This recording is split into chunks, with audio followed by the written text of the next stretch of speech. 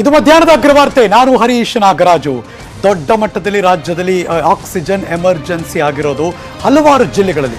ನಿನ್ನೆ ಚಾಮರಾಜನಗರ, ಇವತ್ತು ಬೆಂಗಳೂರು, ಇನ್ನೂ ಹಲವಾರು ಕಡೆ ಕೂಡ. ಹೌದು, ಚಾಮರಾಜನಗರಕ್ಕೆ ಫಸ್ಟ್ ಬರ್ತಾ ಇದ್ದೀನಿ. ಇವತ್ತೇನಾಗ್ತಿದೆ ತೋರಿಸೋಣ. ಚಾಮರಾಜನಗರದಲ್ಲಿ ಸಿದ್ದರಾಮಯ್ಯನವರು ಮತ್ತು ಡಿ.ಕೆ. ಶಿವಕುಮಾರ್ ಅವರು ಭೇಟಿ ಕೊಟ್ಟಿದ್ದಾರೆ. ಜಿಲ್ಲಾಸ್ಪತ್ರೆಗೆ ಬಂದರು, ವಸ್ತು ಸ್ಥಿತಿ ಪರಿಶೀಲನೆ ಮಾಡ್ತಿದ್ದಾರೆ. ಜಿಲ್ಲಾಧಿಕಾರಿಗಳ ಕಚೇರಿಯಲ್ಲಿ ಅಧಿಕಾರಿಗಳೊಂದಿಗೆ ಸಭೆ ಬರ್ತಾ ಇದೆ. Breaking news.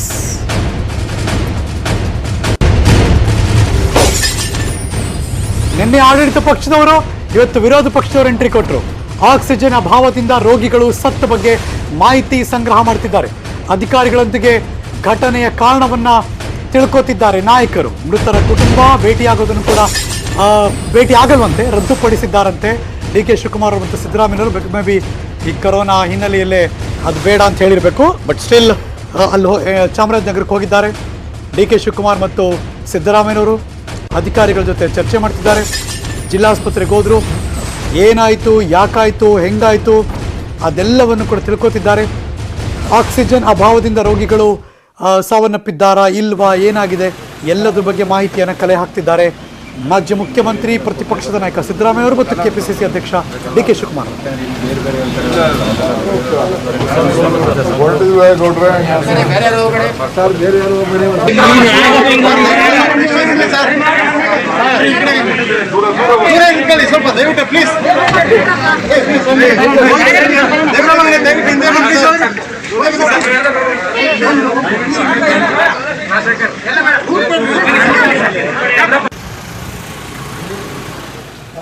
ಈಗಲೂ ಜನ ನುಗ್ತಾರೆ, ಏನೋ ಗೊತ್ತಾಗಲ್ಲಪ್ಪ. ಅಧಿಕಾರಿಗಳ ಜೊತೆ ಚಾಮರಾಜನಗರ ಗಡಿ ಜಿಲ್ಲೆಗೆ ಸಿದ್ದರಾಮಯ್ಯ ಅವರು ಎಂಟ್ರಿ ಕೊಟ್ಟರು. ಡಿ.ಕೆ. ಶಿವಕುಮಾರ್ ಅವರು ಕೂಡ ಬಂದರು. ಜಿಲ್ಲಾಸ್ಪತ್ರೆ ಈಗ ಒಳಗಡೆ ಹೋಗಿದ್ದಾರೆ, ಪರಿಶೀಲನೆ ನಡೆಸ್ತಾ ಇದ್ದಾರೆ. ಆರೋಗ್ಯ ಅಧಿಕಾರಿಗಳ ಜೊತೆ ಚರ್ಚೆ ಮಾಡ್ತಿದ್ದಾರೆ.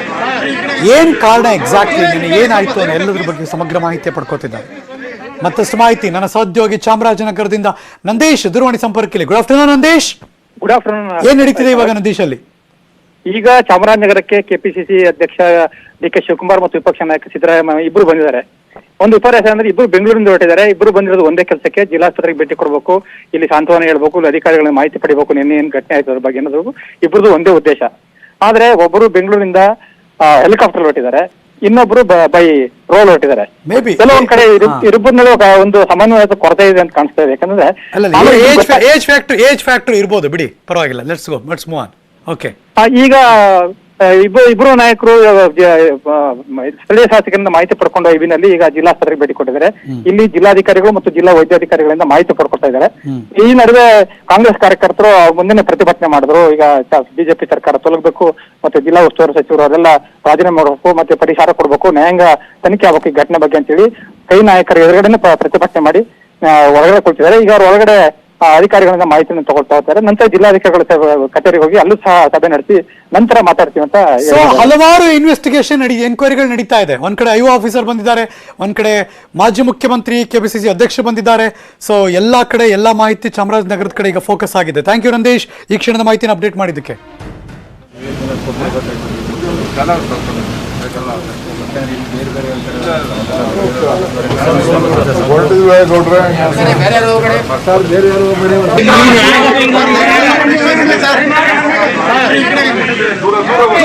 ಸ್ವಲ್ಪ ದಯವಿಟ್ಟು ಪ್ಲೀಸ್.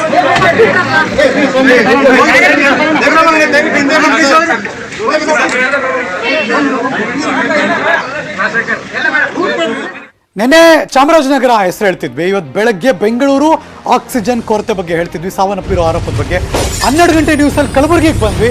ಈಗ 1 ಗಂಟೆ ಸುದ್ದಿನಲ್ಲಿ ಬೆಳಗಾವಿಗೆ ಬರ್ತಾ ಇದೆ. ಈಗ ಬೆಳಗಾವಿಯಲ್ಲೂ ಕೂಡ ಆಕ್ಸಿಜನ್ ಸಿಗದೆ 3 ಸಾವನ್ನಪ್ಪಿರೋ ಆರೋಪ.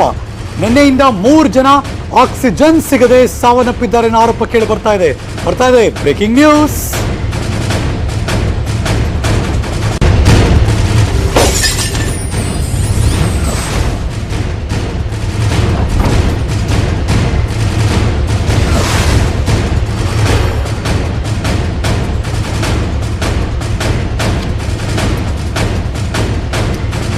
ಇಂಥ ವಿಪರ್ಯಾಸ ಅಂದ್ರೆ ಆಂಬ್ಯುಲೆನ್ಸ್ ಚಾಲಕ ಅವ್ರನ್ನ ಕೂರಿಸ್ಕೊಂಡು ಎಲ್ಲಾ ಕಡೆ ಕರ್ಕೊಂಡು ಹೋಗ್ತಿದ್ದಾನೆ. ಎಲ್ಲ ಆಸ್ಪತ್ರೆಗಳು ತಿರುಗ್ತಾ ಇದ್ದಾರೆ. ಆದರೆ ಎಲ್ಲೋದ್ರೂ ಕೂಡ ಆಕ್ಸಿಜನ್ ಇಲ್ಲ, ಬೆಡ್ ಇಲ್ಲ. ಅನ್ನೋ ಒಂದೇ ಉತ್ತರ ಎಲ್ಲ ಆಸ್ಪತ್ರೆಗಳು. ಇದು ಬೆಳಗಾವಿಯಲ್ಲಿ ನಡೆದಿರುವಂಥ ಇನ್ಸಿಡೆಂಟು. ಹಾಗಾಗಿ 3 ಸಾವನ್ನಪ್ಪಿದ್ದಾರೆ ಅನ್ನೋ ಸುದ್ದಿ ಬರ್ತಾ ಇದೆ. ಬೆಳಗಾವಿಯಲ್ಲಿ ಎಂತೆಂಥ ದೊಡ್ಡ ದೊಡ್ಡವರು ಇದ್ದಾರೆ, ಘಟಾನುಘಟಿ ನಾಯಕರು ಅಂತ ಕರಿತೀವಿ. ಆ ಊರಿನಲ್ಲಿ ಬೈ ಎಲೆಕ್ಷನ್ ಬೇರೆ ನಡೀತು, ಪ್ರತಿಷ್ಠೆಯ ಕಣ ಅಂತೀವಿ. ಸರ್ಕಾರಕ್ಕೆ ಇದು ಪ್ರತಿಷ್ಠೆ ಅಲ್ಲವೋ? 3 ಜನ ಸಾವನ್ನಪ್ಪಿದ್ದಾರೆ. ಆಕ್ಸಿಜನ್ ಸಿಗದೆ ಅನ್ನುವ ಆರೋಪ. ಆ ಆಂಬ್ಯುಲೆನ್ಸ್ ಚಾಲಕ ಎಲ್ಲ ಕಡೆ ಕರ್ಕೊಂಡು ಹೋಗ್ತಿದ್ದಾನೆ ಆಸ್ಪತ್ರೆಗಳಿಗೆ. ಎಲ್ಲಿ ಹೋದರೂ ಕೂಡ ಬೆಡ್ ಇಲ್ಲ, ಆಕ್ಸಿಜನ್ ಇಲ್ಲ, ಬೆಡ್ ಇಲ್ಲ, ಆಕ್ಸಿಜನ್ ಇಲ್ಲ. ಇನ್ನು ಎಲ್ಲಿ ಹೋಗ್ತಾರೋ ಅವರು? ಕೊನೆಗೆ ಶಿವನ್ ಪಾದ ಸೇರ್ಬಿಟ್ಟಿದ್ದಾರೆ ಅಂತ ಈ ಕ್ಷಣ ಬರ್ತಿರುವಂಥ ಬ್ರೇಕಿಂಗ್ ನ್ಯೂಸ್ ಹೇಳ್ತಾ ಇದೆ.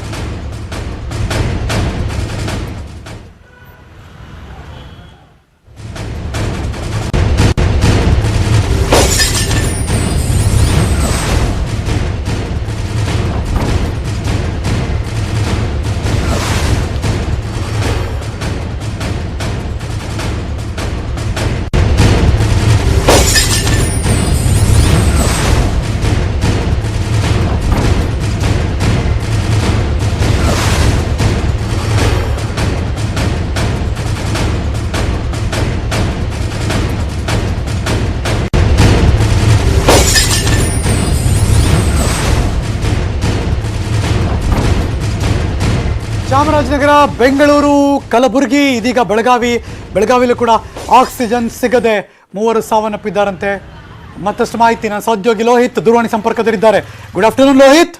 Good afternoon. ಹೇಗಿದೆ ಪರಿಸ್ಥಿತಿ ಲೋಹಿತ್ ಬೆಳಗಾವಿಲಿ?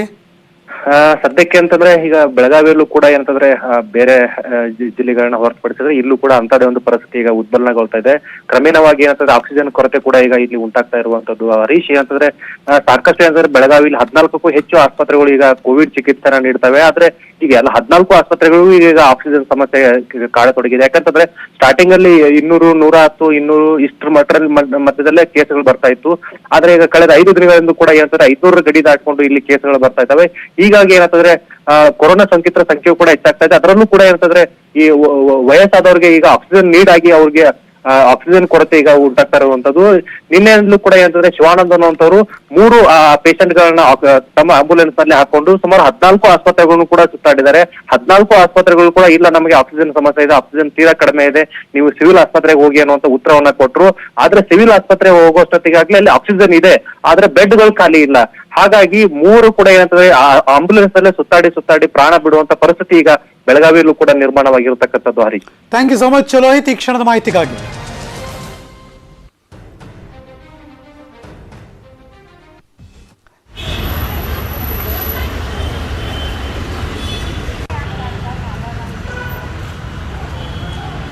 ನಮ್ಮ ಜೊತೆ ದೂರವಾಣಿ ಸಂಪರ್ಕದಲ್ಲಿ ಆಗಲೇ ಮೆನ್ಷನ್ ಮಾಡಿದಾರ, ಆಂಬ್ಯುಲೆನ್ಸ್ ಡ್ರೈವರ್ ತುಂಬಾ ಓಡಾಡಿದ್ದಾರೆ ಎಲ್ಲಾ ಕಡೆ, ಎಲ್ಲೂ ಸಿಗ್ತಿಲ್ಲ ಅಂತ. ಶಿವಾನಂದ್ ಅಂತ ನನ್ನ ಸಹೋದ್ಯೋಗಿಗಳು ಕನೆಕ್ಟ್ ಮಾಡಿದ್ದಾರೆ. ಶಿವಾನಂದ್ ಆಂಬ್ಯುಲೆನ್ಸ್ ನ ಡ್ರೈವರ್. ಶಿವಾನಂದ್, ನನ್ನ ಧ್ವನಿ ಕೇಳಿಸ್ತಾ ಇದೆಯಾ? ನಮಸ್ಕಾರ. ನಮಸ್ತೆ ಸರ್. ನಮಸ್ತೆ. ಏನಾಯ್ತು? ಯಾರು ಪೇಷಂಟ್? ಯಾರು? ಎಷ್ಟು ಆಸ್ಪತ್ರೆಗೆ ಓಡಾಡಿದ್ರಿ ನೀವು? ಸರ್, ನಾನು ಹೇಳೋದಕ್ಕಿಂತ ಇವತ್ತು ಏನು ಬೆಳಗಾವಿಯಲ್ಲಿ ಇರ್ತಕ್ಕಂಥ ಎಲ್ಲ ಪ್ರೈವೇಟ್ ಹಾಸ್ಪಿಟಲ್ ಇದ್ದಾವಲ್ಲ, ಅದಕ್ಕೆ ಸಂಬಂಧಪಟ್ಟ ಅಧಿಕಾರಿಗಳು ಒಂದು ಬಾರಿ ಅಥವಾ ತಮ್ಮ ರಿಪೋರ್ಟರ್ ಒಂದು ಬಾರಿ ಅಲ್ಲಿ ವಿಸಿಟ್ ಕೊಟ್ರೆ ನಿಮ್ಗೆ ಸಂಪೂರ್ಣ ಅದು ಮಾಡ್ತೀವಿ ನಾವು, ಅದು ಮಾಡ್ತೀವಿ. ಶಿವಾನಂದ್, ನಾನು ಕೇಳ್ತಿರೋದು ಈಗ ನೀವು ಆಂಬ್ಯುಲೆನ್ಸ್ ಡ್ರೈವರ್ ಆಗಿ ಏನಾಯ್ತು ಹೇಳಿ ನಮ್ಗೆ. ಸರ್, ನಮ್ಮಲ್ಲಿ 10 ಲೀಟರ್ದು ಆಕ್ಸಿಜನ್ ಇರುತ್ತೆ ಸರ್ ನಮ್ಮ ಗಾಡಿಯಲ್ಲಿ. ಓಕೆ. ಈಗ ಬೇರೆ ಹಾಸ್ಪಿಟಲ್ ಅವ್ರು ಎಲ್ಲರೂ ಕೂಡ ಏನ್ ಮಾಡ್ತಾ ಇದ್ದಾರೆ, ಪಾಪ ಅವ್ರಿಗೆ ಆಕ್ಸಿಜನ್ ಸಿಗ್ತಾ ಇಲ್ಲ ಸರ್. ಹೀಗಾಗಿ ಅವ್ರು ಏನ್ ಹೇಳ್ತಾ ಇದಾರೆ ಪೇಷಂಟ್ ರಿಲೇಟಿವ್ಗೆ, ನಿಮ್ಮ ಪೇಷಂಟ್ ಅನ್ನ ನೀವು ಎಲ್ಲಾದ್ರೂ ಕರ್ಕೊಂಡು ಹೋಗಿ ಪ್ಲೀಸ್, ದಯವಿಟ್ಟು ನಮ್ಮ ಹತ್ರ ಆಕ್ಸಿಜನ್ ಸಾಧ್ಯ ಇಲ್ಲ ಅಂದಾಗ ಅವ್ರು ಡಿಸ್ಚಾರ್ಜ್ ಮಾಡ್ತಾ ಇದಾರೆ ಸರ್. ಅವ್ರು ಡಿಸ್ಚಾರ್ಜ್ ಪೇಷಂಟ್ ರಿಲೇಟಿವ್ ಬೇರೆ ಹಾಸ್ಪಿಟ್ಲಿಗೆ ಹೋಗ್ಬೇಕಂತ ಹೇಳಿದ್ರೆ ಬೇರೆ ಯಾವ ಹಾಸ್ಪಿಟಲ್ ಒಳಗೂ ಬೆಡ್ ಇಲ್ಲ. Plus civil hospital, government hospital ಹೋದ್ರು ಕೂಡ ಅಲ್ಲೂ ಕೂಡ ಬೆಡ್ ಇಲ್ಲ ಸರ್. ಹಿಂಗಾಗಿ ಆಕ್ಸಿಜನ್ ಅವ್ರು ಹೇಳ್ತಾ ಇರೋದು ಬೆಡ್ ನಮ್ಮಲ್ಲಿ ಸಾಧ್ಯ ಐತಿ, ಆದ್ರೆ ಆಕ್ಸಿಜನ್ ಸಿಗ್ತಾ ಇಲ್ಲ ನಮಗೆ, ನೀವು ಆಕ್ಸಿಜನ್ ತಗೊಂಡ್ರೆ ಬೆಡ್ ಕೊಡೋಕೆ ಸಿದ್ರಿದ್ದೇವೆ ಅಂತ ಹೇಳ್ತಾ ಇದ್ದಾರೆ ಸರ್. ಓ ಹಂಗೆ. ಈಗ ಪೇಷಂಟ್ ಕರ್ಕೊಂಡು ಎಷ್ಟು ಆಸ್ಪತ್ರೆ ಸುತ್ತಬೇಕಾಗುತ್ತೆ ಹುಡುಕಿದ್ರೆ? ಯಾವ ಆಸ್ಪತ್ರೆ ಸುತ್ತ ಸಾಧ್ಯ ಇಲ್ಲ ಸರ್. ಅವ್ರು ಮನೆಗೆ ಹೋಗ್ಬೇಕು, ಅದೇ ಒಂದೇ ಆಪ್ಷನ್ ಸರ್ ಅವ್ರಿಗೆ. ಅಂದ್ರೆ ಅವ್ರ ಜೀವ ಹೋಯ್ತು ಅಂತ ಅರ್ಥ ನಂಗೆ. ಹೌದು ಸರ್. ಅವ್ರು ಏನಾಗ್ತದೆ ಅಂದ್ರೆ ಆಕ್ಸಿಜನ್ ಇಲ್ಲ ಸರ್. ಅವ್ರು ಹೇಳ್ತಾ ಇರೋದು ಪ್ರೈವೇಟ್ ಹಾಸ್ಪಿಟಲ್ದವ್ರು ಕೂಡ ನಮ್ಮ ಒಳಗಡೆ ಏನು ಅಡ್ಮಿಟ್ ಸದ್ದಾಗಲೇ ಚಿಕಿತ್ಸೆ ಪಡಿತಾ ಇದ್ದ ಪೇಷಂಟ್ ಅವ್ರಿಗೆ ಆಕ್ಸಿಜನ್ ಕೊಡೋಕೆ ಸಾಧ್ಯ ಇಲ್ಲ ನಾವು. ಇನ್ನ ಬೇರೆ ಕಡೆಯಿಂದ ಬರುವಂತ ಪೇಷಂಟ್ಗೆ ಆಕ್ಸಿಜನ್ ಮಾತ್ರ ದಯವಿಟ್ಟು ಇಲ್ಲ ಅನ್ನೋದು ಬಿಟ್ಟು ಬೇರೆ ಏನು ಉತ್ತರ ಇಲ್ಲ ಸರ್. ಅಲ್ಲಿ ಎಷ್ಟೊಂದು ಜನ ಸಪ್ಲೈ ಮಾಡ್ತಿದ್ರು, ಬೇರೆಯವ್ರು ಯಾರೋ ಇದ್ರು, ಅದ್ ಯಾರೋ ಏನು ಗಮನ ಹರಿಸ್ತಿಲ್ವಾ ಹೆಂಗೆ ಸರ್? ಎಲ್ಲೂ ಯಾವುದೇ ಪ್ರೈವೇಟ್ ಹಾಸ್ಪಿಟಲ್ ಹೋಗಿ ನೋಡಿದ್ರು ಸಹಿತ ವಾಸ್ತುಸ್ಥಿತಿ ಇರೋದು ಇದೆ ಸರ್. ಎಲ್ಲೂ ಕೂಡ ಬೆಡ್ ಇಲ್ಲ ಸರ್. ಸರ್ಕಾರಿ ಆಸ್ಪತ್ರೆ ಇಲ್ಲ, ಪ್ರೈವೇಟ್ ಆಸ್ಪತ್ರೆಲೂ ಇಲ್ಲ. ಎಲ್ಲೂ ಇಲ್ಲ ಸರ್, ಎಲ್ಲೂ ಇಲ್ಲ. ನಾನು ಸ್ವತಃ ಪ್ರಾಕ್ಟಿಕಲ್ ಆಗಿ ಹೇಳ್ತಾ ಇರೋದು, ನಾನು ಎಲ್ಲೋ ಕೂತು ಹೇಳ್ತಾ ಇಲ್ಲ. ನಾನು ದಿನದ 24 ಗಂಟೆ ಕೆಲಸ ಮಾಡ್ತಾ ಇದ್ದೇವೆ. ಬೆಳಗಾವಿಯಲ್ಲಿ ಇರ್ತಕ್ಕಂಥ ಎಲ್ಲ ಆಂಬ್ಯುಲೆನ್ಸ್ ಚಾಲಕರು ದಿನದ 24 ತಾಸು ಕೆಲಸ ಮಾಡ್ತಾ ಇದ್ದೇವೆ. ಒಂದ್ ಪೇಷಂಟ್ 4 ತಾಸು ಅಡ್ಡಾಡಿದ್ರು ಸರ್ ನಮ್ಮ ಆಂಬ್ಯುಲೆನ್ಸ್ ಇಂದ ಯಾವುದೇ ರೀತಿಯಿಂದ ಅವ್ರಿಗೆ ಬೆಡ್ ಸಿಗ್ತಾ ಇಲ್ಲ ಸರ್. ಇದು ಬೆಳಗಾವಿಯ ಈ ಕ್ಷಣದ ಸದ್ಯದ ಪರಿಸ್ಥಿತಿ. ಅದನ್ನ ಆಂಬ್ಯುಲೆನ್ಸ್ ಡ್ರೈವರ್ ಸ್ವತಃ ಅವರೇ ಮಾತಾಡ್ತಿದ್ರು. Thank you Shivanand. ನಾನು ಖುದ್ದಾಗಿ ಪ್ರಾಕ್ಟಿಕಲ್ ಆಗಿ ಹೇಳ್ತಿದ್ದೀನಿ ಸರ್, ನಾನೇ ಓಡಾಡ್ತೀನಿ, ಎಲ್ಲೂ ಯಾವುದೇ ಸಂದರ್ಭದಲ್ಲಿ ಏನೂ ಸಿಗಲ್ಲ ಸರ್, ಅಂಥ ಪರಿಸ್ಥಿತಿಲಿದೆ ಈಗಂದು ಅಂತ ಎಕ್ಸ್ಪ್ಲೇನ್ ಮಾಡ್ತಿದ್ರು ಶಿವಾನಂದ್. ಇದು ಬೆಳಗಾವಿಯ ಪರಿಸ್ಥಿತಿ. ಹುಷಾರಪ್ಪ ಬೆಳಗಾವಿ ಮಂದಿ, ಯಾರು ಏನೋ ಕೊರೋನಾ ಸೋಂಕು ತುತ್ತಾದರೆ ಆಕ್ಸಿಜನ್ ಬೇಕು ಅಂದರೆ ಬೆಡ್ಡು ಏನೂ ಸಿಗಲ್ಲ. Be careful. Let's move on. IPL ಪಂದ್ಯಾವಳಿಗಳು ಇನ್ನು ಮುಂದೆ ರದ್ದು ಈಗ, ಯಾಕೆಂದ್ರೆ ಆಟಗಾರರಿಗೆ ಕೋವಿಡ್ ಅಂದ್ರೆ ಕೊರೋನಾ ಸೋಂಕು. ಹಾಗಾಗಿ BCCI ಅಧಿಕೃತ ಮಾಹಿತಿ ಕೊಟ್ಟಿದ್ದಾರೆ. ಬರ್ತಾ ಇದೆ ಬ್ರೇಕಿಂಗ್ ನ್ಯೂಸ್.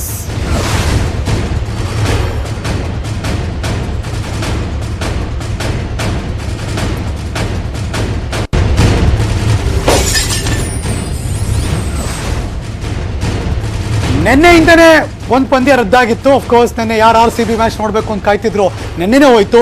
ಇವತ್ತಿಂದ ಅನ್ಕೋತಿದ್ರು, ಇಲ್ಲ ಮುಂದಿನ ಆದೇಶದವರೆಗೂ ಎಲ್ಲ IPL ಪಂದ್ಯಾವಳಿಗಳು ರದ್ದು. 6 ಆಟಗಾರರಿಗೆ ಸೋಂಕು. ಹಾಗಾಗಿ IPL ಪಂದ್ಯಾವಳಿಗಳನ್ನ ಮುಂದಿನ ಆದೇಶದವರೆಗೂ ರದ್ದು ಮಾಡಲಾಗಿದೆ. BCCI ಅಧಿಕೃತ ಮಾಹಿತಿ.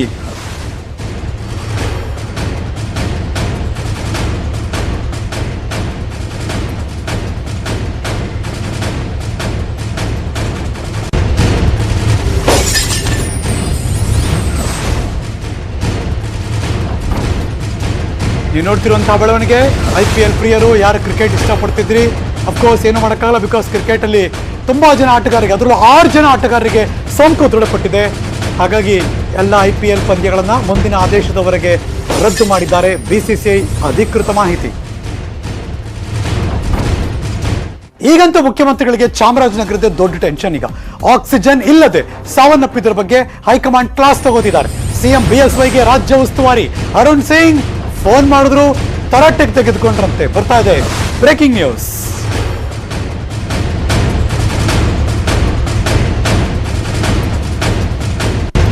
ಆಕ್ಸಿಜನ್ ಸರಣಿ ದುರಂತದ ಬಗ್ಗೆ ಅರುಣ್ ಸಿಂಗ್ ಅಸಮಾಧಾನಗೊಂಡಿದ್ದಾರೆ. ಇಂತಹ ಘಟನೆಗಳು ನಡೆಯದಂತೆ ನೋಡ್ಕೊಳ್ಬೇಕಾಗಿತ್ತು. ಮುಂದೆ ಈ ರೀತಿ ಘಟನೆಗಳು ಆಗದಂತೆ ಕ್ರಮ ಕೈಗೊಳ್ಳಿ. ನಿಮ್ಮಿಂದ ಕೊರೋನಾ ನಿಯಂತ್ರಣ ಮಾಡೋಕೆ ಸಾಧ್ಯ ಆಗ್ತಿಲ್ವಾ? ಯಾಕೆ? ಸಚಿವರ ಬಗ್ಗೆ ಹಲವಾರು ರೀತಿಯ ದೂರುಗಳು ಬರ್ತಾ ಇದೆ. ಸಚಿವರ ಕಾರ್ಯವೈಖರಿ ಬಗ್ಗೆ ಸೂಕ್ತ ರೀತಿಯಲ್ಲಿ ಗಮನ ಹರಿಸಿ. ಯಾರ ಬಗ್ಗೆ ಆದರೂ ಸಮಸ್ಯೆ ಇದ್ರೆ ಹೈಕಮಾಂಡ್ ಗಮನಕ್ಕೆ ತನ್ನಿ, ನಾವು ನೋಡ್ಕೋತೀವಿ ಅಂತ CM BSYಗೆ ಖಡಕ್ ವಾರ್ನಿಂಗ್ ಅರುಣ್ ಸಿಂಗ್ ಕೊಟ್ಟಿರೋದು.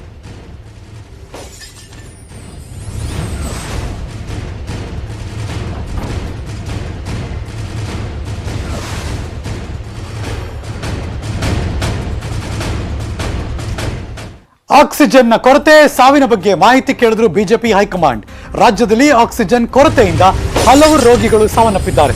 ಮಾಹಿತಿ ಕೊಡಬೇಕು ಅಂತ ಬಿಜೆಪಿ ರಾಜ್ಯಾಧ್ಯಕ್ಷರಿಗೆ ಹೈಕಮಾಂಡ್ ಸೂಚನೆ. ಬರ್ತಾ ಇದೆ ಬ್ರೇಕಿಂಗ್ ನ್ಯೂಸ್.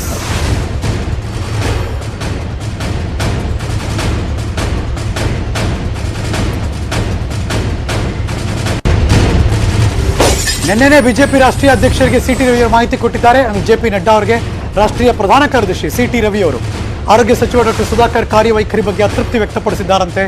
ಚಾಮರಾಜನಗರ ಆಕ್ಸಿಜನ್ ದುರಂತದ ಬಗ್ಗೆ ಕೂಡ ಮಾಹಿತಿ ಕೊಟ್ಟರು. ಸರ್ಕಾರ ಮತ್ತು ಪಕ್ಷದ ಇಮೇಜ್ಗೆ ಡ್ಯಾಮೇಜ್ ಆಗ್ತಾ ಇದೆ. ಜನಸಾಮಾನ್ಯರು ಸರ್ಕಾರದ ವಿರುದ್ಧ ವಾಗ್ದಾಳಿ ನಡೆಸ್ತಾ ಇದ್ದಾರೆ. ಸಾರ್ವಜನಿಕರು ನಿರ್ವಹಣೆ ಬಗ್ಗೆ ಅಸಮಾಧಾನ ವ್ಯಕ್ತಪಡಿಸುತ್ತಿದ್ದಾರೆ. ರಾಜ್ಯದ ವಸ್ತುಸ್ಥಿತಿ ಬಗ್ಗೆ ಎಳೆ ಎಳೆಯಾಗಿ ವಿವರಿಸಿದ್ದಾರಂತೆ CT ರವಿ ಅವರು. ಸಚಿವ ಡಾಕ್ಟರ್ ಸುಧಾಕರ್ ಬಗ್ಗೆ ಅಸಮಾಧಾನ ವ್ಯಕ್ತಪಡಿಸಿದ್ದಾರೆ CT ರವಿ. ಹಾಗಾಗಿ ಇದೀಗ ಎಕ್ಸ್ಪ್ಲನೇಷನ್ ಕೇಳಿದ್ದಾರೆ ಬಿಜೆಪಿಯ ರಾಷ್ಟ್ರಾಧ್ಯಕ್ಷ JP ನಡ್ಡಾ ಅವರು.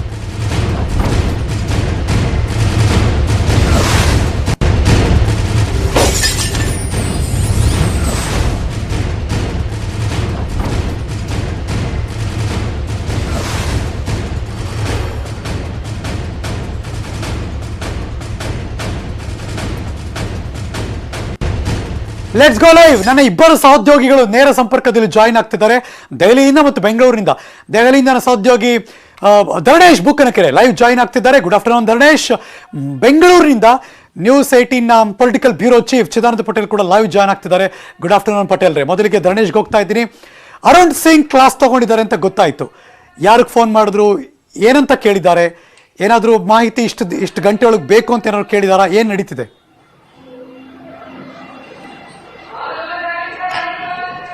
ಹರೀಶ್, ಚಾಮರಾಜನಗರ ಜಿಲ್ಲೆನಲ್ಲಿ 24 ಗಂಟೆ ಅವಧಿನಲ್ಲಿ 24 ಜನ ಆಕ್ಸಿಜನ್ ಕೊರತೆಯಿಂದ ಮೃತಪಟ್ಟ ಘಟನೆ ಈಗ ಮುಖ್ಯಮಂತ್ರಿ ಯಡಿಯೂರಪ್ಪ ಅವರಿಗೆ ತಲೆನೋವಾಗಿ ಪರಿಣಮಿಸಿದೆ ಅನ್ನುವಂತಹ ಮಾಹಿತಿಗಳು ಲಭಿಸಿದವೆ.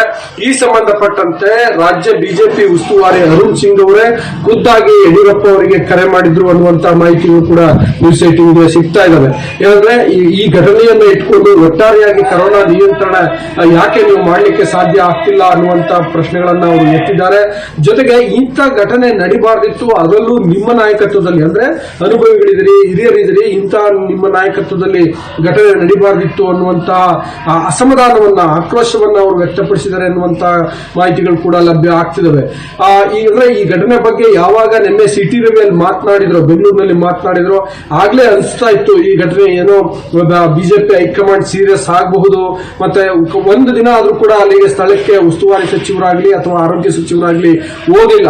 ಅದು ಒಂದು ಸಾಮಾಜಿಕ ಜಾಲತಾಣಗಳಲ್ಲಿ ಟ್ರೆಂಡ್ ಆಗ್ತಾ ಇತ್ತು. ರಿಸೈನ್ ಸುಧಾಕರ್ ಅನ್ನೋ ರೀತಿಯಲ್ಲಿ ಟ್ರೆಂಡ್ ಆಗ್ತಾ ಇತ್ತು. ಮತ್ತೆ ಆ ಉಸ್ತುವಾರಿ ಸಚಿವರ ಬಗ್ಗೆ ಆಕ್ರೋಶಗಳು ವ್ಯಕ್ತ ಆಗ್ತಿದ್ವು. ಹಾಗಾಗಿ ಸಹಜವಾಗಿ ಅದು ಹೈಕಮಾಂಡ್ ಗಮನಕ್ಕೆ ಬಂದಿದೆ, ಅಥವಾ ಹೈಕಮಾಂಡ್ ಗಮನಕ್ಕೆ ಅಲ್ಲಿನ ಸ್ಥಳೀಯ ನಾಯಕರು ಯಾರಾದರೂ ಗಮನಕ್ಕೆ ತಂದಿರಬಹುದು. ಅದರಿಂದಾಗಿ ಇವತ್ತು ಅರುಣ್ ಸಿಂಗ್ ಅವರು ಯಡಿಯೂರಪ್ಪ ಅವರಿಗೆ ಕರೆ ಮಾಡಿದ್ರು ಅಂತ ಮಾಹಿತಿಗಳು ಲಭ್ಯ ಆಗ್ತಿದ್ದಾವೆ. ಅಫ್ಕೋರ್ಸ್ ನಾವು ಅರುಣ್ ಸಿಂಗ್ ಅವರ ಅಭಿಪ್ರಾಯವನ್ನ ಅಥವಾ ಪ್ರತಿಕ್ರಿಯೆಯನ್ನ ಪಡ್ಕೊಳ್ಳಿಕ್ಕೆ ಅಂತ ಪ್ರಯತ್ನ ಪಟ್ಟಾಗ ಸಿಕ್ಕ ಮಾಹಿತಿ ಇಷ್ಟು, ಏನಂತಂದ್ರೆ ಅವರು ನೇರವಾಗಿ ಪ್ರತಿಕ್ರಿಯೆ ಕೊಡಲ್ಲ, ಆದ್ರೆ ಈಗಾಗಲೇ ಮಾಹಿತಿಯನ್ನ ತೆಗೆದುಕೊಂಡಿದ್ದಾರೆ, ಯಡಿಯೂರಪ್ಪ ಅವರಿಗೆ ಕರೆ ಮಾಡಿದ್ದಾರೆ ಅನ್ನುವಷ್ಟು ಮಾಹಿತಿಗಳು ಗೊತ್ತಾಗ್ತಾ ಇದಾವೆ. ಅಂದ್ರೆ ಯಡಿಯೂರಪ್ಪ ಅವರಿಗೆ ಕರೆ ಮಾಡಿದ್ದಾರೆ ಅಂದ್ರೆ ಹೈಕಮಾಂಡ್ ಈ ವಿಷಯವನ್ನ ಯಾವ ರೀತಿ ನೋಡ್ತಾ ಇದೆ, ಎಷ್ಟು ಗಂಭೀರವಾಗಿ ಪರಿಗಣಿಸಿದೆ ಅನ್ನುವಂಥದ್ದನ್ನ ನಾವು ಅರ್ಥ ಮಾಡ್ಕೊಳ್ಬಹುದು. ಈ ಮುಖಾಂತರ ಅವರು ಯಡಿಯೂರಪ್ಪ ಅವರಿಗೆ, ಅಂದ್ರೆ ಮಾತುಕತೆ ವಿವರಗಳು ನಮ್ಗೆ ಈಗ ಸಿಗ್ತಿರುವಂತದ್ದು ಏನಂತಂದ್ರೆ, ಒಂದು, ಈ ಘಟನೆ ಯಾಕೆ ಹಿಂಗಾಯ್ತು, ನೀವ್ಯಾಕೆ ಈ ಕರೋನಾವನ್ನ ನಿಯಂತ್ರಣ ಮಾಡ್ಲಿಕ್ಕೆ ವಿಫಲ ಆದ್ರೆ, ಏನಾದ್ರೂ ಸಚಿವರ ಜೊತೆಗಿನ ಸಮನ್ವಯದ ಕೊರತೆ ಇದೆಯಾ, ಆ ತರದ ಕೊರತೆ ಏನೋ ಇದ್ರೆ ನೀವು ಹೈಕಮಾಂಡ್ ಗಮನಕ್ಕೆ ತನ್ನಿ ಅನ್ನುವ ರೀತಿಯಲ್ಲಿ ಮಾತನಾಡಿದ್ದಾರೆ. ಅಂದ್ರೆ ಪರೋಕ್ಷವಾಗಿ ಸುಧಾಕರ್ ಬಗ್ಗೆ ಅವರು ವಿಷಯವನ್ನ ಪ್ರಸ್ತಾಪಿಸಿದ್ದಾರೆ, ಅಥವಾ ಆ ತರದ ಏನಾದ್ರು ಸಮಸ್ಯೆ ಇದೆಯಾ, ಅವರ ಅಸಮರ್ಥರ ಸಚಿವರು ಅನ್ನುವಂತ ರೀತಿಯಲ್ಲಿ ನೇರವಾಗಿ ಬಹುಶಃ ಯಡಿಯೂರಪ್ಪ ಅವರಿಗೆ ನೀವು ಅಸಮರ್ಥರ ಅಂತ ಹೇಳಿ ಪ್ರಶ್ನೆ ಮಾಡ್ಲಿಕ್ಕೆ ಸಾಧ್ಯ ಇಲ್ಲಿರುವ ಕಾರಣಕ್ಕೋ ಏನೋ, ಅಥವಾ ಒಬ್ಬ ಮುಖ್ಯಮಂತ್ರಿಗೆ ಆ ರೀತಿ ಪ್ರಶ್ನಿಸಬಾರದು ಎನ್ನುವ ಸೌಜನ್ಯದ ಕಾರಣಕ್ಕೋ ಏನೋ ಸಚಿವರ ಅಸಮರ್ಥತೆಯ ಬಗ್ಗೆ ಪ್ರಶ್ನೆ ಮಾಡಿದ್ದಾರೆ ಅನ್ನುವಂತ ಮಾಹಿತಿಗಳು ಲಭ್ಯ ಆಗ್ತಿದ್ದಾವೆ. ಒಂದೊಮ್ಮೆ ಆ ರೀತಿ ಸಚಿವರು ಸರಿಯಾಗಿ ಕೆಲಸ ಮಾಡ್ತಿಲ್ಲ, ಅವರು ಸಮರ್ಥರಲ್ಲ, ಮತ್ತು ಅದರಲ್ಲೂ ಕೂಡ ಕೋವಿಡ್ ನಂತಹ ದುರ್ದಿನಗಳಲ್ಲಿ, ದುರಿತ ಕಾಲದಲ್ಲಿ ಸಚಿವರು ಇಷ್ಟು ನಿರ್ಲಕ್ಷ್ಯವನ್ನ ವಹಿಸಿದ್ರೆ ಅದು ಸಹಜವಾಗಿ ಸರ್ಕಾರಕ್ಕೆ, ಪಕ್ಷಕ್ಕೆ, ಪಕ್ಷದ ಘನತೆಗೆ ಧಕ್ಕೆಯಾಗುತ್ತೆ. ಈ ನಿಟ್ಟಿನಲ್ಲಿ ನಾಗ್ಲೇ ಹೇಳಿದ್ನಲ್ಲ, ನಿಮ್ಮಿಂದ ಈ ರೀತಿ ಘಟನೆ ಆಗಬಾರ್ದಿತ್ತು ಅಂತ ಅವ್ರು ಏನು ಹೇಳಿದ್ರು ಅನ್ನುವಂತ ಮಾಹಿತಿಗಳು ಲಭ್ಯ ಆಗ್ತಿದ್ದಾವೆ. ಅಂದ್ರೆ ಇದೆಲ್ಲವೂ ಕೂಡ ನೀವು ಇದ್ಕೊಂಡು ಇದೆಲ್ಲವೂ ಆಗಬಾರ್ದು ಅನ್ನೋ ನಿಟ್ಟಿನಲ್ಲಿ ಚರ್ಚೆ ಮಾಡಿದ್ದಾರೆ ಅಂತೇಳಿ ಗೊತ್ತಾಗ್ತಿದೆ. ಇದರಿಂದ ಈಗ ಇನ್ನೊಂದ್ ಕಡೆ ಈಗ ನಮ್ಮ ಬೆಂಗಳೂರಿನಿಂದ ಚಿದಾನಂದ ಪಟೇಲ್ ಮಾತನಾಡಬಹುದು ಈ ಬಗ್ಗೆ. ಏನಂತಂದ್ರೆ JP ನಡ್ಡಾ ಅವರು ಕೂಡ ಸ್ಪಷ್ಟೀಕರಣವನ್ನ ಕೇಳಿದ್ದಾರೆ, ವರದಿ ಕೇಳಿದ್ದಾರೆ ಅಂತ. ನಾನು ಕೇಳೇ ಬಿಡ್ತೀನಿ ಪಟೇಲ್ರನ್ನ ಏನು ಅಂತ. ಪಟೇಲ್ರೇ, ಅಫ್ಕೋರ್ಸ್ ದೆಹಲಿ ಹೈಕಮಾಂಡ್ ಈ ತರ ಮಾತಾಡೋದನ್ನ ಕೇಳಿಸ್ಕೊಂಡ್ರಿ, ರಾಜ್ಯದಲ್ಲೂ ಕೂಡ ತುಂಬಾ ದೊಡ್ಡ ಬೆಳವಣಿಗೆ ನಡೀತಾ ಇದೆ. ಒಂದು ದೊಡ್ಡ ಮುಜುಗರ ಅನ್ನೋಕ್ಕಿಂತ ಒಂದೊಂದು ಶೇಮ್ಫುಲ್ನೆಸ್ ಅನ್ನೋ ತರ ಆಗೋಗಿದೆ. ಈಗ ಇಡೀ ದೇಶ ಮಾತಾಡ್ತಿದೆ ಈ ಪ್ರಕರಣದ ಬಗ್ಗೆ. ರಾಜ್ಯದಲ್ಲಿ ಏನಾಗ್ತಿದೆ, ರಾಜ್ಯಾಧ್ಯಕ್ಷರು ಮತ್ತು ರಾಷ್ಟ್ರೀಯ ಅಧ್ಯಕ್ಷರು ಏನ್ ಕಮ್ಯುನಿಕೇಟ್ ಆಗ್ತಾ ಇದೆ?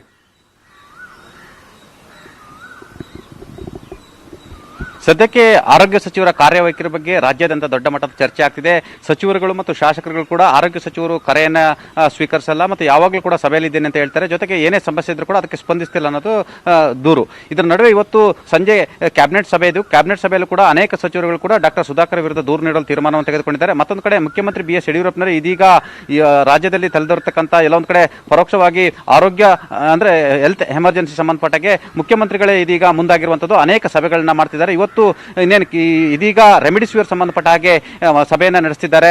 ನಿನ್ನೆಯೂ ಕೂಡ ಹಲವಾರು ಸಭೆಗಳನ್ನು ಕೂಡ ಮುಖ್ಯಮಂತ್ರಿಗಳು ನಡೆಸಿದರು. ಒಟ್ಟಾರೆ ಆರೋಗ್ಯ ಸಚಿವರ ಕಾರ್ಯವೈಖರಿ ಬಗ್ಗೆ ರಾಜ್ಯದಲ್ಲಿರತಕ್ಕಂಥ ಬಿಜೆಪಿ ನಾಯಕರುಗಳು ಕೂಡ ಅಸಮಾಧಾನ ವ್ಯಕ್ತಪಡಿಸಿದ್ದಾರೆ. ನಿನ್ನೆ ಬಿಜೆಪಿಯ ರಾಷ್ಟ್ರೀಯ ಪ್ರಧಾನ ಕಾರ್ಯದರ್ಶಿ ಸಿ.ಟಿ. ರವಿ ಅವರು ರಾಜ್ಯದಲ್ಲಿ ಚಾಮರಾಜನಗರ ಜಿಲ್ಲೆಯಲ್ಲಾಗಿರ್ತಕ್ಕಂಥ ಸಾವು ನೋವಿನ ಸಂಬಂಧಪಟ್ಟ ಹಾಗೆ ಮತ್ತು ಆಕ್ಸಿಜನ್ ಕೊರತೆ ಮತ್ತು ಆರೋಗ್ಯ ಸಚಿವರ ಕಾರ್ಯನಿರ್ವಹಣೆ ಬಗ್ಗೆ ಮತ್ತು ಕೋವಿಡ್ ನಿರ್ವಹಣೆಯಲ್ಲಿ ಸರ್ಕಾರ ವಿಫಲ ಆಗಿರುವಂಥದ್ದು ಮತ್ತು ಜನಸಾಮಾನ್ಯರು ಸಾಮಾಜಿಕ ಜಾಲತಾಣಗಳನ್ನು ಬಳಸಿಕೊಂಡು ಸರ್ಕಾರದ ವಿರುದ್ಧ ಮತ್ತು ಪಕ್ಷದ ವಿರುದ್ಧ ಮತ್ತು ನಾಯಕರ ವಿರುದ್ಧ ವಾಗ್ದಾಳಿ ನಡೆಸುತ್ತಿದ್ದಾರೆ. ಅಷ್ಟರ ಮಟ್ಟಿಗೆ ಎಲ್ಲೊಂದು ಕಡೆ ಆಡಳಿತ ವೈಖರಿ ವಿರುದ್ಧ ಜನರು ಕೂಡ ತಿರುಗಿ ಬೀಳ್ತಿದ್ದಾರೆ ಮತ್ತು ವಿಪಕ್ಷಗಳು ಕೂಡ ಇದು ಎಲ್ಲೊಂದು ಕಡೆ ಶಸ್ತ್ರ ಆಗಿದೆ. ಹಾಗಾಗಿ ಇದನ್ನ ಸರಿಪಡಿಸಬೇಕಾಗಿದೆ. ನಾನು ಕೂಡ ಮುಖ್ಯಮಂತ್ರಿಗಳನ್ನ ಭೇಟಿಯಾಗಿ ಆಕ್ಸಿಜನ್ ಸಮಸ್ಯೆ ಸಂಬಂಧಪಟ್ಟಾಗೆ ಅವರ ಗಮನಕ್ಕೆ ತಂದಿದ್ದೀನಿ ಅನ್ನೋ ಮುಖಾಂತರ ಎಲ್ಲೊಂದು ಕಡೆ ಆರೋಗ್ಯ ಸಚಿವ ಡಾಕ್ಟರ್ ಸುಧಾಕರ್ ಅವರ ಕಾರ್ಯವೈಖರಿ ಸಂಬಂಧಪಟ್ಟಾಗೆ ಬಿಜೆಪಿ ನಾಯಕರು, ಸಚಿವರುಗಳು ಮತ್ತು ಎಲ್ಲರೂ ಕೂಡ ಬಿಜೆಪಿಯ ಪ್ರಮುಖರು ಕೂಡ ಆಕ್ಷೇಪವನ್ನು ವ್ಯಕ್ತಪಡಿಸಿರುವಂತದ್ದು. ಇದರ ಬೆನ್ನಲ್ಲೇ ಹೈಕಮಾಂಡ್ ನಾಯಕರುಗಳು ಕೂಡ ಮುಖ್ಯಮಂತ್ರಿಗಳಿಗೆ ಆರೋಗ್ಯ ಸಚಿವರ ಕಾರ್ಯವೈಖರಿಗಳ ಬಗ್ಗೆ ಮುಖ್ಯಮಂತ್ರಿಗಳಿಗೆ ಪ್ರಶ್ನೆಯನ್ನು ಮಾಡುವಂತದ್ದು. ಜನಸಾಮಾನ್ಯರು ಕೂಡ ಈಗ ಸಾಮಾಜಿಕ ಜಾಲತಾಣ ಮತ್ತು ಮಾಧ್ಯಮಗಳ ಮುಖಾಂತರ ಆರೋಗ್ಯ ಸಚಿವರ ಕಾರ್ಯವೈಖರಿ ಬಗ್ಗೆ ಎಲ್ಲೊಂದು ಕಡೆ ಅತೃಪ್ತಿಯನ್ನು ವ್ಯಕ್ತಪಡಿಸಿದ್ದಾರೆ. ಮತ್ತೊಂದು ಕಡೆ ನಿನ್ನೆ ಪ್ರದೇಶ ಕಾಂಗ್ರೆಸ್ ಸಮಿತಿ ಆರೋಗ್ಯ ಸಚಿವರ ವಿರುದ್ಧ ರಿಸೈನ್ ಸುಧಾಕರ್ ಅಂದ್ರೆ ಚಾಮರಾಜನಗರ ಘಟನೆ ಇಟ್ಕೊಂಡು ರಿಸೈನ್ ಸುಧಾಕರ್ ಅಂತೇಳಿ ಟ್ವೀಟ್ ಅನ್ನು ಮಾಡಿತ್ತು. ಆ ಟ್ವೀಟ್ ಇಡೀ ದೇಶದಲ್ಲಿ ನಿನ್ನೆ ನಂಬರ್ 1 ಟ್ರೆಂಡಿಂಗ್ ಆಗಿರುವಂತದ್ದು. ಆ ಮುಖಾಂತರ ದೇಶಾದ್ಯಂತ ಕೂಡ ಆರೋಗ್ಯ ಸಚಿವರ ಕಾರ್ಯವೈಖರಿಯ ಬಗ್ಗೆ ಆಕ್ಷೇಪ ವ್ಯಕ್ತಪಡಿಸಿದೆ ಅಂತಲೇ ಹೇಳಲಾಗ್ತಿದೆ. Harish Nagaraj, thank you so much doctor Sudhakar ಅವರು. ಆಮೇಲೆ ಮಾತಾಡ್ತೀನಿ ಅಂತ ಹೇಳ್ಬಿಟ್ರು, ಅಲ್ಲಿಂದ ಹೋದ್ರು.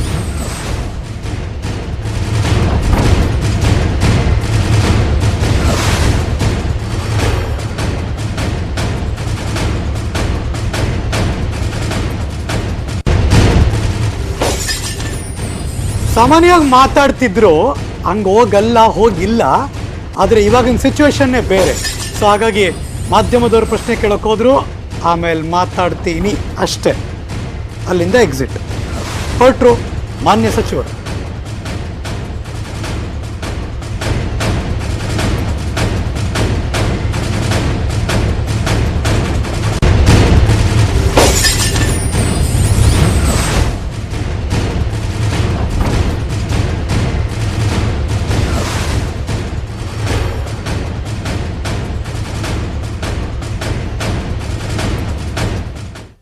ಕೊರೋನಾ ಸೋಂಕಿನಿಂದ ಮೃತಪಟ್ಟ ರೋಗಿಗಳ ಶವ ಸಂಸ್ಕಾರ ನಡೆಸಲು ಕೂಡ ಮನೆ ಮಂದಿಯೇ ಹಿಂದೇಟು ಹಾಕೋ ಸಂದರ್ಭದಲ್ಲಿ ಅಥವಾ ಹಲವಾರು ಪ್ರಕರಣ ನೋಡಿದ್ದೀವಿ ನಾವು. ಆ ಥರ ಹೀಗೆ ಕೊರೋನಾ ಸೋಂಕಿಗೆ ಹೆದರಿ ಶವ ಸಂಸ್ಕಾರಕ್ಕೆ ಹಿಂದೆ ಸರಿಯುವ ಕುಟುಂಬಗಳಿಗೆ ಆಸರಿಯಾಗಿ ದಕ್ಷಿಣ ಕನ್ನಡದ ಪುತ್ತೂರಿನ ತಂಡವೊಂದು ನಿಂತಿದೆ. ಪುತ್ತೂರು ಶಾಸಕರ ಕೊರೋನಾ ವಾರ್ ರೂಮ್ ಸದಸ್ಯರಾಗಿರೋ ಈ ತಂಡದವರು ಈಗಾಗಲೇ 30 ಇಂತಹ ಶವ ಸಂಸ್ಕಾರಗಳನ್ನು ಮಾಡಿದ್ದಾರೆ. ಯಾವ ಸಮಯದಲ್ಲಿ ಕರೆದರೂ ಕೂಡ ಸ್ಪಂದನೆ ಮಾಡ್ತಾರೆ.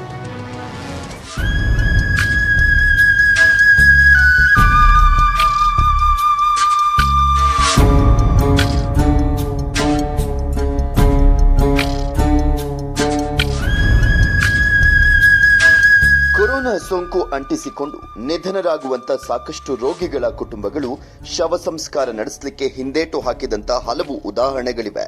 ಅತ್ಯಂತ ಪ್ರೀತಿ ಪಾತ್ರರಾದರೂ ಕೂಡ ಕೊನೆಯ ಗಳಿಗೆಯಲ್ಲಿ ಆರೈಕೆ ಮಾಡಲಾಗದಂತಹ ಸ್ಥಿತಿಯನ್ನ ಕೊರೋನಾ ತಂದೊಡ್ಡಿದೆ. ಹೇಗೆ ಶವ ಸಂಸ್ಕಾರ ಮಾಡಲಿಕ್ಕೆ ಹಿಂದೆ ಸರಿಯುವಂತ ಕುಟುಂಬಗಳ ಜವಾಬ್ದಾರಿಯನ್ನ ದಕ್ಷಿಣ ಕನ್ನಡ ಜಿಲ್ಲೆಯ ಪುತ್ತೂರಿನ ಶಾಸಕರ ಕೊರೋನಾ ವಾರ್ ರೂಮ್ ವಹಿಸಿಕೊಂಡಿದೆ.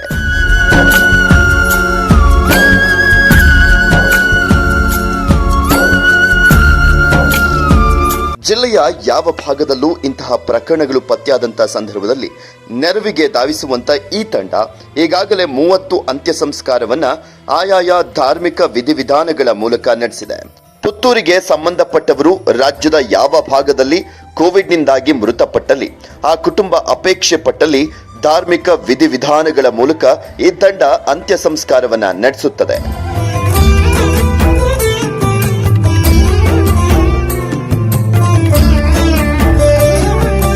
ಕೊರೋನಾದಿಂದ ಸಾವನ್ನಪ್ಪಿದಂತ ರೋಗಿಗಳ ಶವಗಳನ್ನ ಜೆಸಿಬಿಯಲ್ಲೋ ಅಥವಾ ಇತರ ವಾಹನಗಳಲ್ಲಿ ಸಾಗಿಸಿ ಅಂತ್ಯ ಸಂಸ್ಕಾರವನ್ನ ನಡೆಸಲಾಗಿತ್ತು. ಆ ಸಂದರ್ಭದಲ್ಲಿ ಫೀಲ್ಡ್ಗೆ ಇಳಿದಿದ್ದಂತ ಈ ತಂಡ ಆ ಮೃತ ವ್ಯಕ್ತಿಯ ಅಂತ್ಯ ಸಂಸ್ಕಾರವನ್ನ ಇಂದು ರುದ್ರಭೂಮಿಯಲ್ಲಿ ನೆರವೇರಿಸಿದಂತ ಶ್ರೇಯಸ್ಸು ಕೂಡ ಈ ತಂಡಕ್ಕಿದೆ. ಮನೆಯಲ್ಲಿ ಮೃತಪಟ್ಟ ವ್ಯಕ್ತಿಯ ಪತ್ನಿಯನ್ನ ಹೊರತುಪಡಿಸಿ ಉಳಿದೆಲ್ಲ ಕುಟುಂಬ ಸದಸ್ಯರು ಅಂತ್ಯ ಸಂಸ್ಕಾರದ ವಿಧಿಗಳಿಂದ ದೂರ ಉಳಿದಿದ್ದಂತ ಸಂದರ್ಭದಲ್ಲಿ ಈ ತಂಡ ಆ ಕುಟುಂಬಕ್ಕೆ ಸಾಂತ್ವನವನ್ನ ಹೇಳಿ ಅಂತ್ಯ ಸಂಸ್ಕಾರವನ್ನ ನಡೆಸಿ ಮೊದಲ ಬಾರಿಗೆ ತಮ್ಮ ಸೇವಾ ಭಾವವನ್ನ ತೋರ್ಪಡಿಸಿತ್ತು. ಕಳೆದ ಬಾರಿ ಕೊರೋನಾ ಬಂದಿದ್ದಾಗ ಇದರಿಂದ ಮೃತರಾದವರನ್ನು ಆ ಶವವನ್ನು ಮುಟ್ಲಿಕ್ಕೆ ಎಲ್ಲರೂ ಹೆದರುತ್ತಾ ಇದ್ರು. ಬೇರೆ ಬೇರೆ ಮಾಧ್ಯಮಗಳಲ್ಲಿ ನೋಡಿ ಅದನ್ನು ಏನೋ ಜೆಸಿಬಿಲಿ ಹಾಕೋದು ಇತ್ಯಾದಿಗಳನ್ನು ಅದನ್ನು ತಕ್ಷಣ ಮನಗಂಡು ಪುತ್ತೂರಿನಲ್ಲಿ ಅಂತ ಸ್ಥಿತಿ ಬರಬಾರ್ದು ಅಂತೇಳಿ ಅದಕ್ಕೊಂದು ತಂಡ ರಚಿಸಿಕೊಂಡು ಪುತ್ತೂರಿನ ಹಿಂದೂ ರುದ್ರಭೂಮಿಯಲ್ಲಿ ಶಾಸಕರ ವಾರ್ ರೂಮ್ ಮೂಲಕ ಕಳೆದ ಬಾರಿ 21 ಶವದಹನವನ್ನು ಹಿಂದೂ ರುದ್ರಭೂಮಿಯಲ್ಲಿ ಮಾಡಿದ್ದೆವು.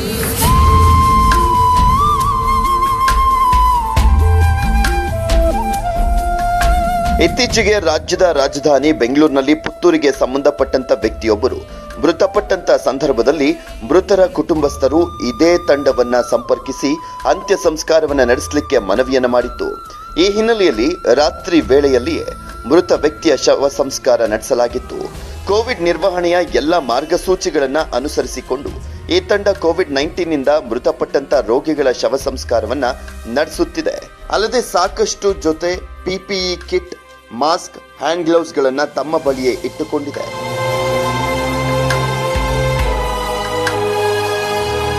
ಈ ಬಾರಿಗೆ ಕೊರೋನಾ 2ನೇ ಅಲೆಯಲ್ಲಿ ಕೂಡ ಇವತ್ತಿಗೆ 4 ಶವದಹನವನ್ನು ನಾವು ಅದೇ ರುದ್ರಭೂಮಿಯಲ್ಲಿ ಮಾಡಿದ್ದೇವೆ. ಇದರಲ್ಲಿ ಹೆಚ್ಚಾಗಿ ಸಂಬಂಧಿಕರು ಕೂಡ ಮೃತರ ಮಕ್ಕಳು ಅಥವಾ ಸಂಬಂಧಿಕರು ಕೂಡ ಇದಕ್ಕೆ ಮುಂದೆ ಬರ್ತಾ ಇದ್ದಾರೆ. ಹಾಗೆ ಯಾರ್ಯಾರು ಅವರು ಬರ್ತಾರೆ ಅವರಿಗೆ ನಾವು ನಿಯಮಗಳನ್ನು ತಿಳಿಸಿ PPE ಕಿಟ್ ಮೂಲಕ ಅಲ್ಲಿ ಸಂಪ್ರದಾಯ ಪ್ರಕಾರ ಏನು ಇದರಲ್ಲಿ ನಿಯಮದಲ್ಲಿ ಪಾಲಿಸಲಿಕ್ಕೆ ಸಾಧ್ಯ ಉಂಟು ಅಷ್ಟು ಸಂಪ್ರದಾಯವನ್ನು ಪಾಲಿಸಿ ಅದನ್ನು ಶವದಹನ ಮಾಡ್ತಾ ಇದ್ದೇವೆ. ವೃತ್ತಿಯಲ್ಲಿ ಎಂಜಿನಿಯರ್ ಹಾಗೂ ಇತರ ಉನ್ನತ ಹುದ್ದೆಗಳನ್ನು ನಿರ್ವಹಿಸ್ತಾ ಇರುವಂತ ಈ ತಂಡದ ಸದಸ್ಯರು ಅಗತ್ಯವಿರುವವರ ಸೇವೆಗೆ ನಿರಂತರವಾಗಿ ಸಿದ್ಧವಾಗಿದ್ದಾರೆ. ಯಾವುದೇ ಪ್ರಚಾರ ಹಾಗೂ ಇತರ ಸಂಭಾವನೆಗಳನ್ನ ಬಯಸದೆ ಅಂತ್ಯ ಸಂಸ್ಕಾರವನ್ನು ನಡೆಸುವಂತ ಪ್ರಕ್ರಿಯೆಯಲ್ಲಿ ನಿರತವಾಗಿದೆ. ಈ ವ್ಯವಸ್ಥೆಯಲ್ಲಿ ಯಾವುದೇ ಜಾತಿ, ಧರ್ಮವನ್ನ ನೋಡದೆ ಕಾರ್ಯನಿರ್ವಹಿಸುವಂತ ಈ ತಂಡ ಯಾವುದೇ ಸಮಯದಲ್ಲಿ ಎಲ್ಲಿಂದ ಕರೆ ಬಂದರೂ ಕೂಡ ಶವ ಸಂಸ್ಕಾರಕ್ಕೆ ಬೇಕಾದಂತ ಎಲ್ಲ ಸಿದ್ಧತೆಗಳನ್ನ ಮಾಡಿಕೊಳ್ಳುತ್ತದೆ. ನ್ಯೂಸ್ 18 ಕನ್ನಡ, ಪುತ್ತೂರು.